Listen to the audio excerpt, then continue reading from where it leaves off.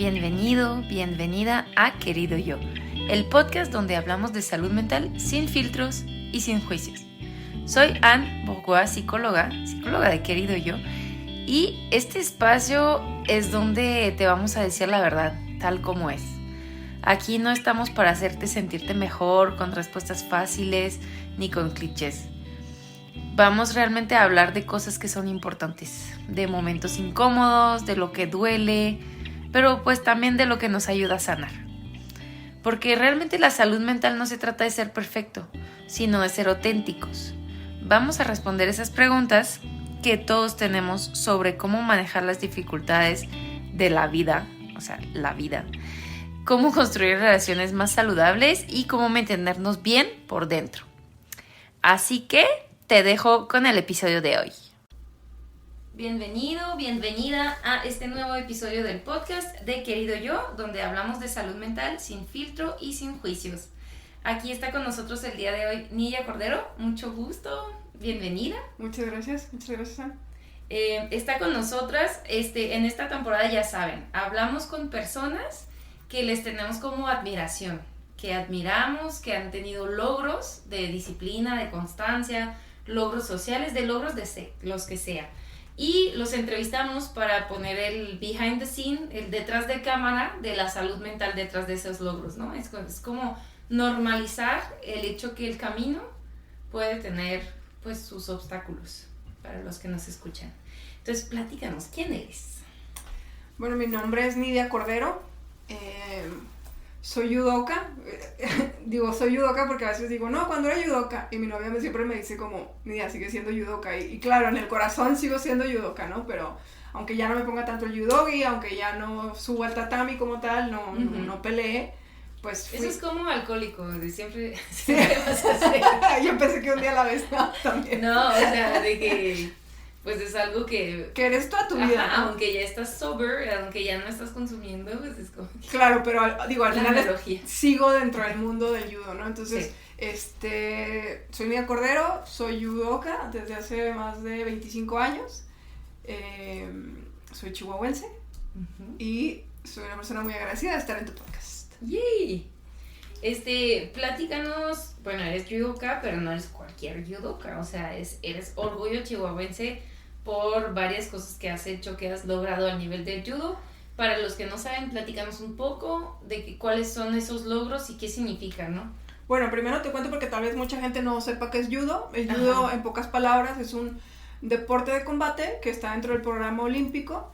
Entonces es un deporte de combate olímpico. Tal vez la gente ya conozca un poquito más porque por fin hay una medalla olímpica para México. Ya. ¿Antes no era? Antes no había. La verdad es que es poco practicado en México, pero yo qué te voy a decir, pero es un deporte hermoso, ¿no?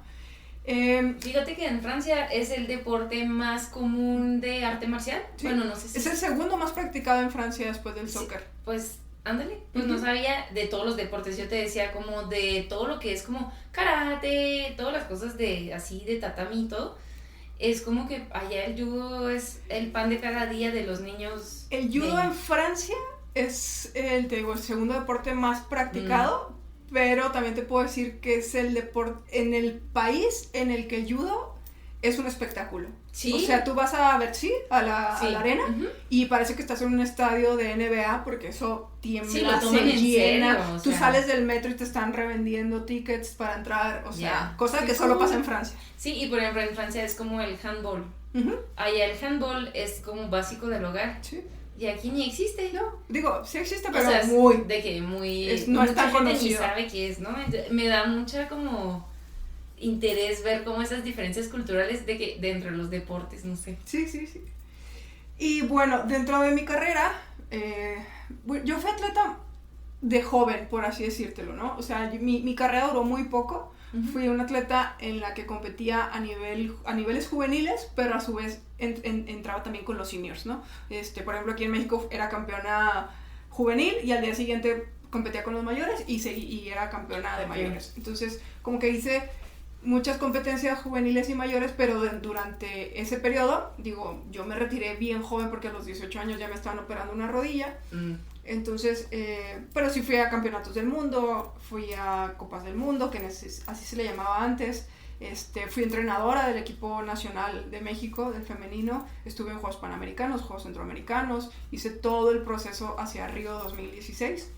Y hoy día, aunque, bueno, estuve trabajando con un equipo aquí de Parral, es un equipo municipal, pero pues igual, ¿no? Siendo entrenadora. Y ahora trabajo para la Confederación, que es quien rige el judo a nivel de todo el continente, y entonces estoy dentro de la parte deportiva y administrativa y hago los eventos panamericanos, ¿no? Ya, pues tiene sentido como esa evolución de carrera, ¿no? Pues siento que los atletas, o sea, lo dices como si fuera tu único caso de que yo fui atleta 2 minutos, pero creo que es como todos, ¿no? O sea, de que es poco los deportes donde ves atletas de más de 25 o 30 años. Sí, bueno, sí, sí, claro. El otro día estaba viendo que no sé quién se retiró a los 42 años y yo, ay, wow, qué bonito. O sea, pero no judoka, de otro deporte. Es que hay deportes que sí se prestan, pero hay otros que de plano, o sea, no. No se puede. No. Bueno, entonces, pues eres una campeona en resumen. Y eres humilde, entonces no nos presumes, pero bueno. Gracias. Pues dices que, o sea, por lo que dices, yo veo que hay como un costo físico, pues dices las rodillas ya madreadas a los 18 y así. ¿Cuál es bueno, y si hay un costo de salud mental o cuál sería? Mira, hay un gran costo de salud mental. Yo creo que en el deporte en general, pero te voy a hablar desde mi experiencia porque es lo que yo viví y a lo mejor dentro del judo, ¿no? Yo creo que todos hemos escuchado a este atleta que dice, es que es un sacrificio, o sea, amo, pero es un sacrificio porque nos perdemos eventos familiares, nos perdemos eventos sociales, no vamos a fiestas, entrenamos en vacaciones, entrenamos en fin de semana, ¿no? O sea, como que el deporte se vive dentro de una burbuja, a veces lo veo así, ¿no? Yeah, como aislado, ¿no? Como aislado, sí, te tienes que ser una persona no ermitaña ni mucho menos, pero sí, o sea, en tu mundo. Siento que es como si estuvieras en una relación tóxica, de que con un novio novia medio, pues no abusivo, pero de que muy aislante y ahí te estás. Muy celoso, muy posesivo. De que si no lo ves es un problema, porque si no entrenas es un problema. Claro. O sea, como...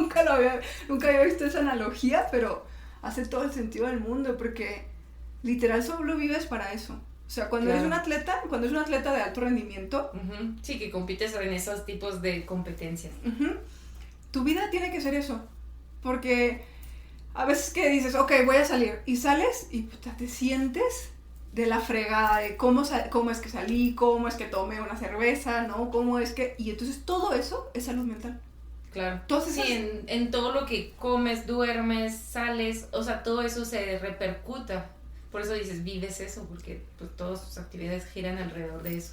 Y entonces, imagínate que durante todo tu proceso, que hay cargas de entrenamiento, ¿no? Hay entrenamientos, son diferentes, vaya. Y durante todo ese periodo, pues tú como persona estás viviendo tus propios procesos, ¿no? Claro. O sea, hay un proceso físico que el entrenador te lleva, pero a la vez tú vas llevando tu proceso personal, que es físico y mental. Claro. Y entonces hay días que son muy buenos y hay días que son pésimos, ¿no? No, y se agrega el proceso, por ejemplo, todos los atletas empiezan desde la infancia / adolescencia, pubertad.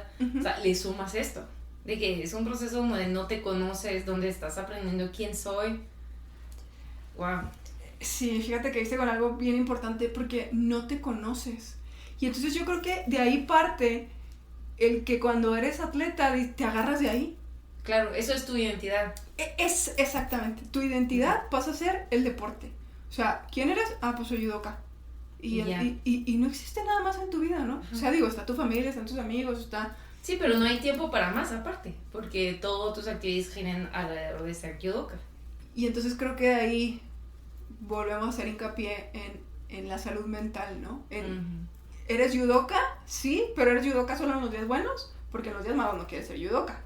Y hay días en los que te quieres retirar, y hay días en los que hay depresión, y existe la depresión, no sé si está bien dicho o no, pero existe la depresión deportiva, o sea... Ajá, sí. Y es como tan difícil sobrellevarlo, y sobre todo si no tienes una guía, porque, a ver, están tus compañeros, pero tus compañeros a veces están peor que tú, ¿no? Sí. O en el mismo proceso. está tu entrenador, que como todos sabemos... Pero tiene conflicto de interés. Y es limitado. O sea, sí, su aparte, ayuda sí, es preciosa a lo mejor en metodología y entrenamiento. Sí, pero no es un psicólogo, no es un psiquiatra, no es tu mamá, o sea, pues no. Y entonces, por ejemplo, en mi caso, que yo vivía en Ciudad de México, en la CONADE, pues sí, pero no tienes a tu mamá. Ajá. Y entonces yo tenía un problema porque yo le hablaba a mi mamá para llorar, y entonces mi mamá no me puede escuchar llorando. Claro. Porque ella llora, y entonces mi mamá me cortaba la llamada rapidísimo. Y con el tiempo me dijo, Nidia, es que tú me hablabas llorando y yo no podía hacer ese support, porque yo quería llorar y entonces tenía que colgarte, ¿no? Y entonces es muy difícil. Muy solo. Es un camino muy solo, que a la vez es hermoso. O sea, es hermoso porque convives... Tiene sus cosas positivas y todo. Y convives con otros deportistas de otros deportes y todos viven en un mundo, pero al final es un mundo. O sea, el año pasado tuve el privilegio de poder estar en París 2024 y fui a la Villa Olímpica. Y, o sea, digo, yo estaba externa, ¿no? Pero conseguí un pase para la Villa Olímpica y yo decía, uy, qué hermoso, o sea, este sería mi mundo perfecto, con atletas, veías gente en bicicleta, veías altos, flacos, gordos, de todo tipo de atletas, ¿no? De diferentes disciplinas. Claro, pero si lo veo por fuera digo, pues sí, güey, pero sigue siendo esa burbuja que a ti te encantó y que dices, qué bonito, pero es una burbuja. O sea, esa villa existe por el periodo de Juegos Olímpicos, that's it. Sí. Sí, la armaron muy padre, por cierto. Sí. Sí. Bueno, hubo un poco de controversia ahí, pero estaba chido. Ok, entonces, ¿dirías que en ese camino, pues, de ser atleta, se vive como muchas culpas? Sí. O sea, de que sentirte culpable por cosas. Por muchas cosas, o sea, tanto en la parte personal como me siento culpable de no estar con mi familia.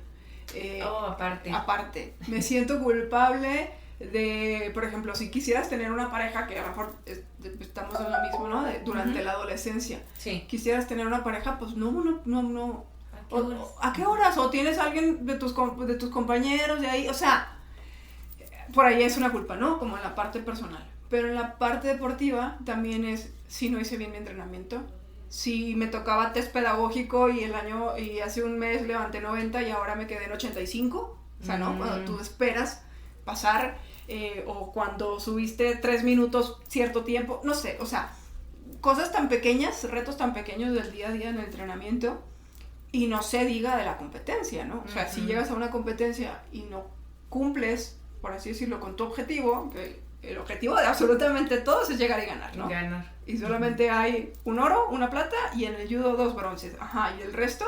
¿O cuántos, esa plata o esos bronces, querían el oro y entonces se sienten culpables? Yeah. Y te digo más, muchas veces el oro siente culpa porque no lo hice de esta manera. ¿Sí me explico? A pesar de que el oro. De que haya ganado.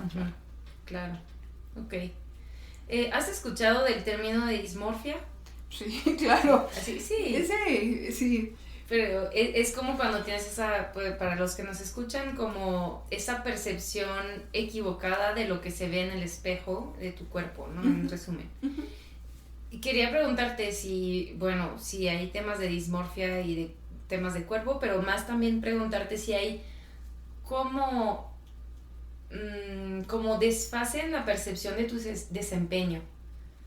De que, ¿sabes? Como así como dejas de percibir tu cuerpo como es realmente en la dismorfia, que haya esa dismorfia, pero de performance, de desempeño, de que crees que lo hiciste muy mal, cuando realmente, pues, lo hiciste bien, hiciste lo mejor que pudiste y estás mejorando, pero dejas de verlo.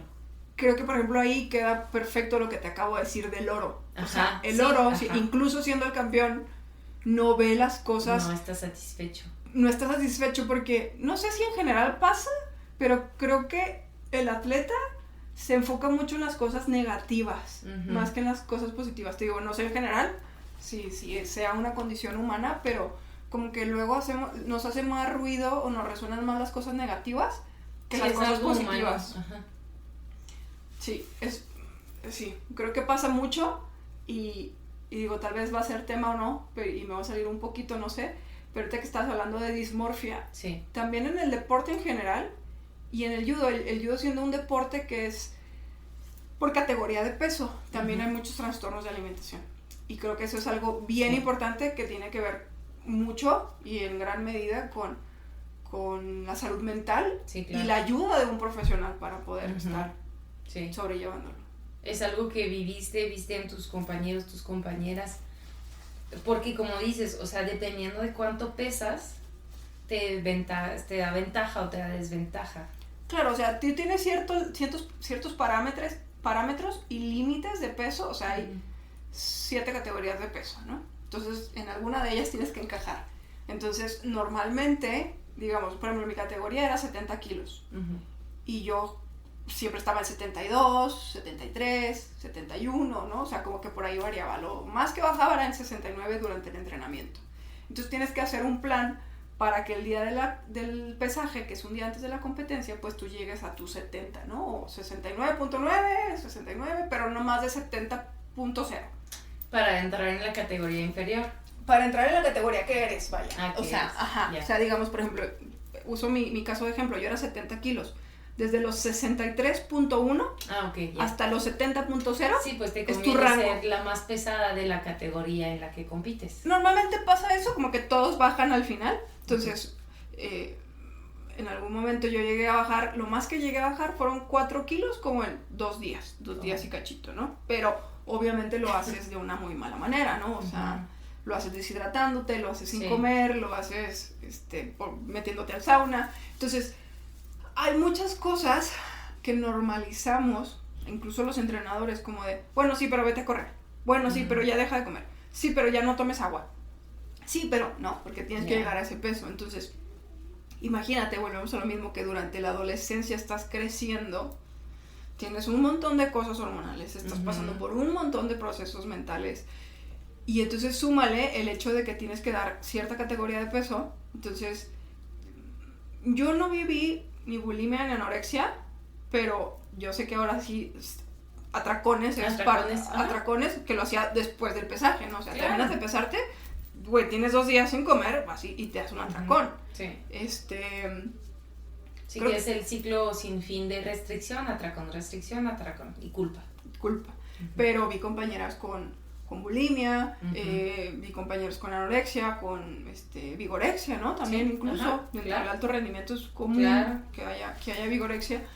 Entonces, te digo, yo nunca pasé por algo tan fuerte, tan duro, por decirlo de alguna manera, pero sí lo veo y lo sigo viendo porque pues es algo del día a día, ¿no? Claro. Y creo que es bien importante recargar que se necesita sí o sí la ayuda de un profesional de la salud. ¿Sientes que justo hay esa preparación para los coach o no, o en la comunidad deportiva, pues, en general? No, porque también creo que es un tabú para muchos, y algo que mucha gente como que prefiere darle la vuelta, es como de, sí, pero está en o sea, sí, pero yo tengo que hacer que dé el peso. Y entonces le sacas la vuelta porque no sabes cómo afrontarlo para empezar, ¿no? Sí, entonces no está pasando nada y así como... Claro, y muchas veces, siendo honestos, muchas veces los padres ni siquiera se dan cuenta. Muchas veces el entrenador no se da cuenta tampoco, porque es algo que las personas viven pues a escondidas.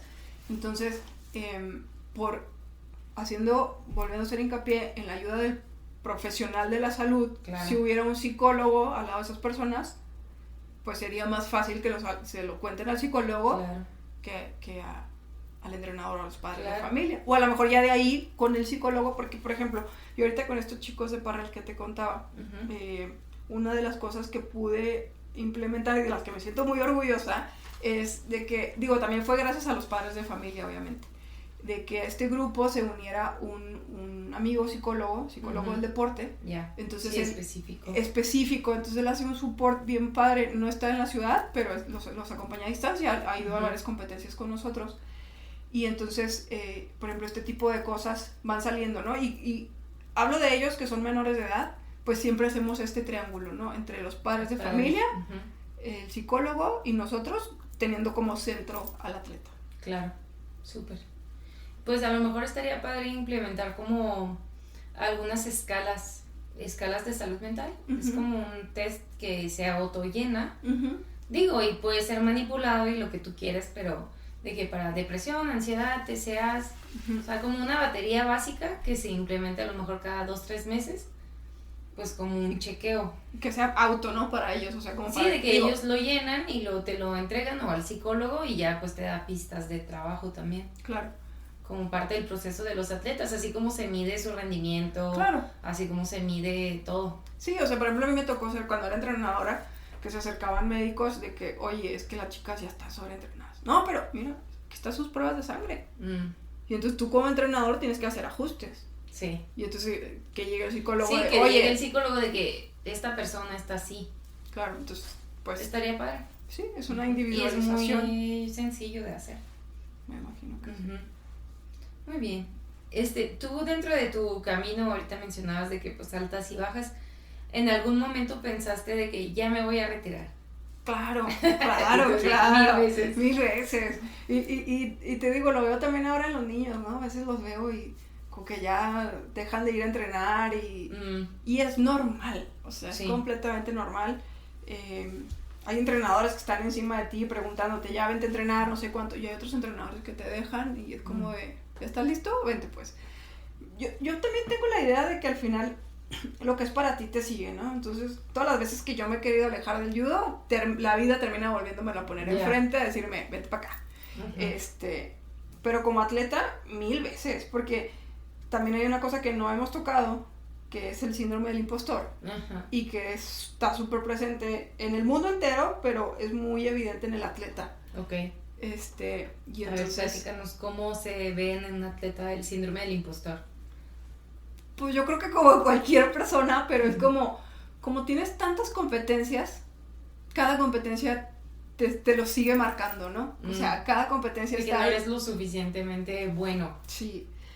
A mí me pasaba mucho, te contaba que yo que competía un día en juvenil y al otro día competía en senior, ¿no? Aquí en México.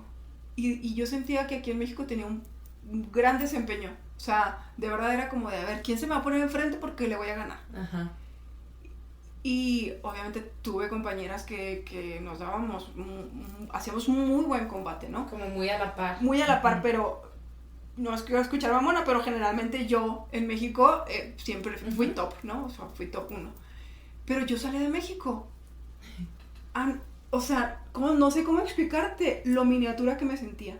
O sea, el tigre que llegaba y competía en México era el gatito recién nacido en un tatami fuera de México. ¿Pero era real o era tu percepción? A ver, también eran unos años en la que esa categoría aquí en América era fuertísima, o sea, de verdad, fuertísima. La colombiana, la canadiense, la gringa, la brasileña, la venezolana, o sea, eran top mundial. Muy buenas. Sí, pero aún así, o sea, digo, no te encuentras con ellas en la primera ronda generalmente, sí, claro. ¿no? Y entonces, la salud mental, teníamos un psicólogo en el equipo, pero era eso, un psicólogo de equipo. O sea, era el psicólogo de una de nuestras compañeras, y para el resto del equipo hacía dinámicas como de integración y demás, pero no teníamos individual. No ese 1 a 1. Y entonces ahí fue donde yo me di cuenta de la importancia de tener un psicólogo que pueda hacer 1 a 1, porque no te puedo decir que hubiera sido diferente, pero pues a lo mejor ese síndrome del impostor no hubiera estado tan presente todo el tiempo, 24/7, una vez que yo me subí al avión. Sí, que creo que sí hay una parte racional de que pues sí, la gente está más preparada, a lo mejor de otros lados, pero también es mucho esa parte de que tú te saboteas no más porque es de otro lado, o sea... Claro, porque... Y eso afecta tu desempeño al final del día. Porque de verdad, yo vuelvo a repetir, yo sé que me va a escuchar bien ridícula, pero entrenaba como loca, o sea, pocas personas entrenaban como yo entrenaba. Y sin importar si alguien es más buena que tú o no, o sea, si está más en el top arriba que tú o no, con esa preparación tú tendrías que hacerle un buen combate, ¿no? O sea, si estuvieras lo suficientemente preparada en todos los aspectos, o sea, no solo físicos, pues, a ver, pero que sea un combate, y yo no, o sea, te digo, yo era, de estar temblando, digo, hoy día sé que era ansiedad, que jamás, por ejemplo, nunca se me detectó porque no había un psicólogo ahí, pero yo salí a México y mi ansiedad antes de competir me frenaba, o sea, yo me quedaba en blanco, o sea, mis brazos no respondían, no... Sí, como cuando tienes que tomar un examen y se te olvida todo lo que estudiaste. Tal cual, Ajá. tal cual. Sí. Sí, yo tengo un conflicto con el deporte. O sea, amo el deporte, amo ser activa y todo eso, pero tengo un conflicto con el deporte para ganar. ¿Por qué? Como la mentalidad de querer ganar, Ajá. siento que lo arruina. Ajá. O sea, arruina la parte fun y salud mental, ¿sabes? Sí, De que la competitividad. la competitividad, exacto, de que tengo que ganar. Claro. No, la competitividad no tengo problema. Porque ser competitivo para mí es Querer yo ser voy mejor. a dar lo mejor que tengo Sí, y a lo mejor quedo en último, claro. pero yo di lo mejor. Claro. Entonces, hay esa parte de siempre voy a estar satisfecha mientras doy lo mejor de mí. Claro. Yo tengo un problema con tengo que ser el primero y tengo que ganar. ¿Sabes cómo? Sí, sí, no. La diferencia entre las dos cosas. Tengo un sobrinito que lo metieron a judo. Y bueno, yo era la tía más feliz del mundo porque él hacía judo, ¿no? La tía realizada. Claro, así de pero que, a él le causa tanto conflicto decir, ¿por qué tengo que someter a alguien para decir que soy mejor? ajá. O sea, como, claro, esa parte, o sea, de, pues sí, tengo que ser tan competitivo, pero, ¿por qué me tengo que chingar a esa persona? Ajá. Que no es así, pero así lo vemos, Sí, ¿no? sí. Creo que también yo por eso ahorita estoy como muy enganchada en el running, porque es como de, obvio no voy a ir a ganar una carrera de 21 kilómetros, de 42 kilómetros, pero, y no sé si voy a hacer mejor mi tiempo que la vez pasada, pero ese día voy día a dar lo di mejor de todo. mí, claro. Exacto, entonces yo quisiera más deportes así. Siento que la salud mental del deporte estaría mucho mejor si lo viéramos todo así, de que voy a dar lo que hay que dar y voy a entrenar, o sea, hasta tope, ¿sabes? Claro. Nadie está hablando de ser mediocre y de ser relajados. No, estamos hablando que lo voy a dar todo, pero no solo ponerlo en el resultado, Claro. sino en el proceso, de que en el proceso yo lo di todo. Es que ahí se pierde, bueno, no sé si en general, pero a mí me pasaba justo esto, como me enfocaba tanto en la meta, que por mucho tiempo no disfruté el camino. O sea, exacto. y el camino es parte de ese proceso y es tan bonito. O sea, yo hoy lo digo, chingado, si lo hubiera visto de otra manera, lo hubiera vivido de otra manera, hubiera sido completamente diferente. O sea, yo siento ahorita que era como muy infeliz. No era infeliz, pero una parte de mí sí era como muy amargada porque no disfruté ese camino. Pues no, porque estás enfocado en la meta. Y entonces no llegas a la meta y te frustras. Y te sientes que no tienes valor como persona, como atleta, o sea, y eso es terrible para la salud mental. Claro. Por eso me refiero a eso, de que mejor demos lo mejor que hay.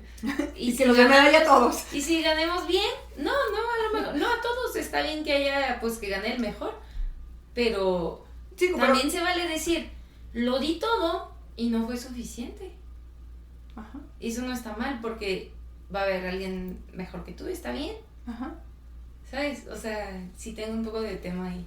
Sí, pero es que yo creo que en el deporte, al menos en el alto rendimiento, pues tiene que estar como esta soberbia, ¿no? Como este ego. Sí. O sea, el atleta, Uh-huh.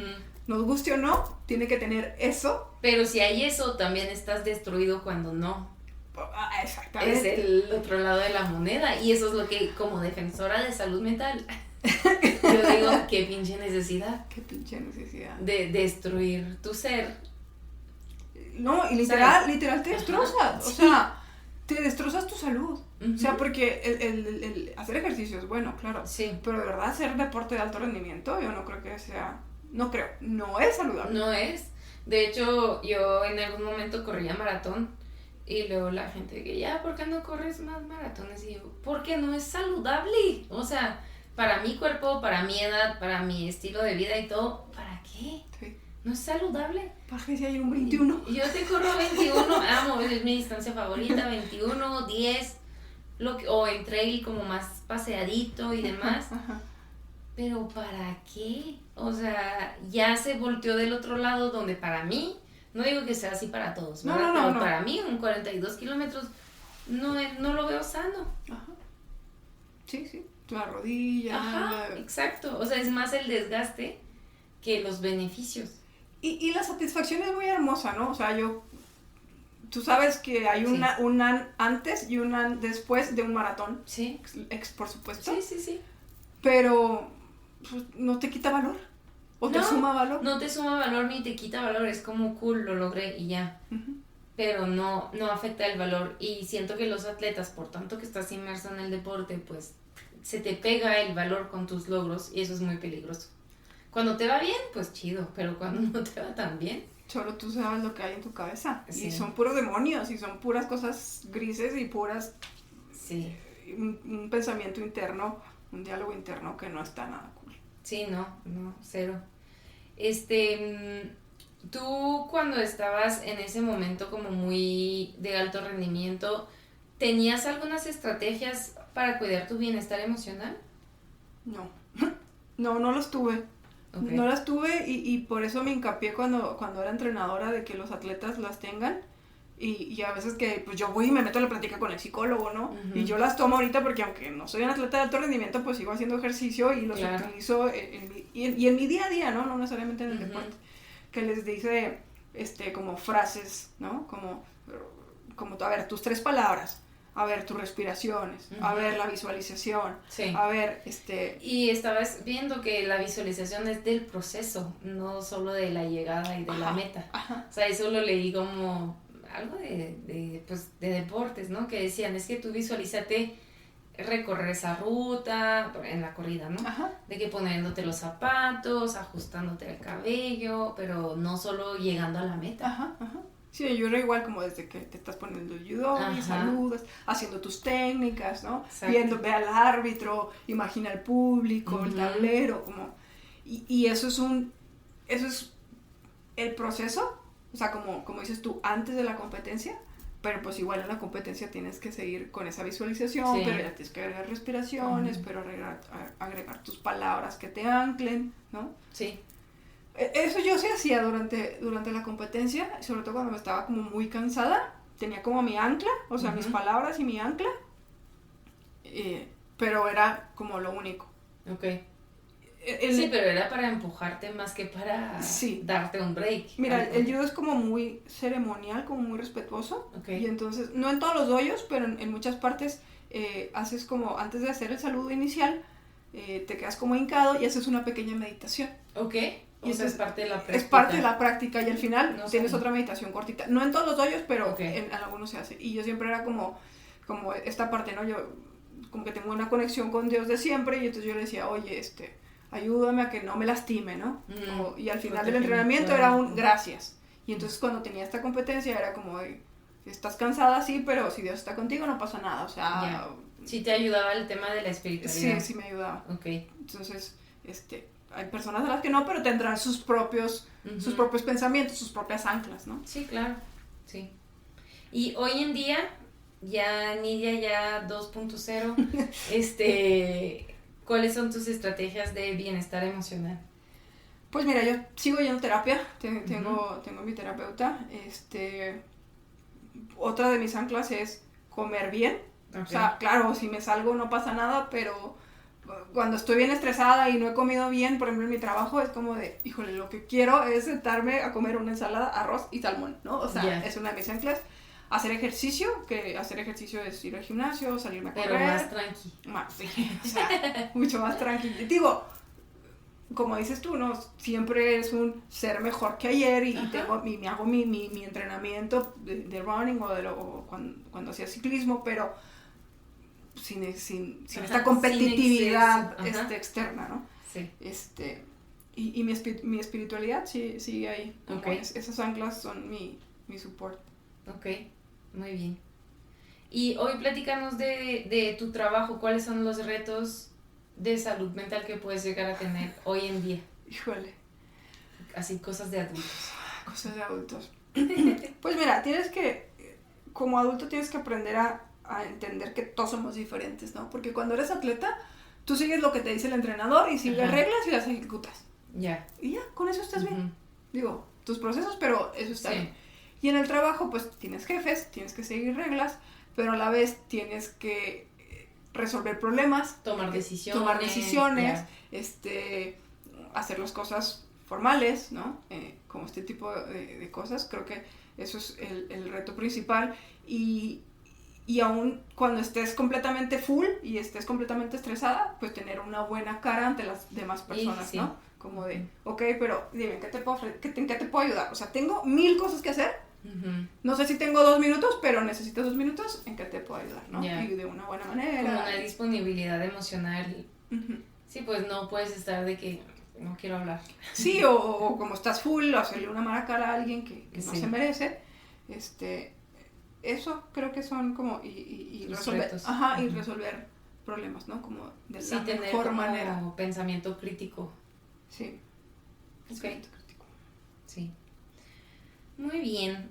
Si pudieras hablar con jóvenes atletas que están en ese proceso, pues de competir así para ganar, como dicen,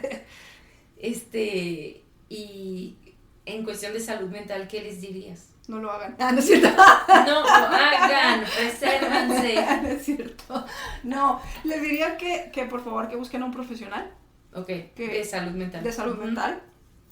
Así como su entrenador se preparó para hacerles un buen plan, pues ellos también necesitan un profesional de la salud. Psicólogo, si pudieran tener también a un nutriólogo, pues sería increíble, ¿no? Como entre más profesionales, porque el deporte es una ciencia, y está en las ciencias del deporte, ¿no? O sea, como tal es una ciencia, las ciencias del deporte. Entonces, fundamental que busquen ayuda profesional. El día de la competencia no vas a lograr ni más fuerza, ni más flexibilidad, ni más resistencia, ni más nada ese día. Pero si tú tienes una buena salud mental y unas buenas estrategias mentales, el día de la competencia vas a tener una mucho mejor versión de ti. Ya. Entonces, busquen ayuda, cuéntenselo a quien más confianza le tenga, ¿no? Que tengan como, que sepan que siempre pueden tener un support.